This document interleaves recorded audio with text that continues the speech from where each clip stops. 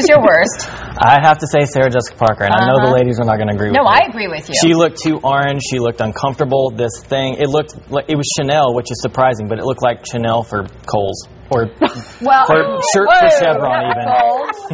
It was just, the hair was too much. The hair was like the awful. big thing. The bun was terrible. The hair was very drastic, but I think she's a fashion-forward person, so I think you're probably going to see more of that look coming down the road because she's always the first person. When you want to talk about having a fabulous figure, she's got a fantastic body, and that dress didn't showcase it at all. And to be so fashion-forward, she's one of those people that doesn't care about that, though. It showed yesterday. That was my least favorite thing, ill-fitting. Yeah, ill-fitting. Okay, Rob, and your choice for worst. Oh, my gosh. I have a little list here, but I would have to say I would have to say Vera Farmiga. I just don't get the whole, origami thing that she had going on.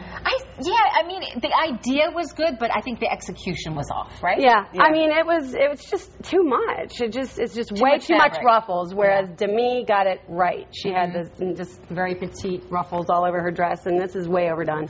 And I think the lipstick and the makeup maybe also wasn't helping. Her look did not compliment that dress at all. Her look was all over the place and yet nowhere. It's very Oscars 1989. Right. Okay. Yeah. So were you in agreement there? Yeah, Nyssa? Vera was my worst, and the ruffles were all over the place. At one point through the night, I saw one of her ruffles was actually in George Clooney's lap. That's way too much. No, that's way too much. Yeah, I didn't like it. And her hair and makeup just clashed, and the hair was messy, and it aged her.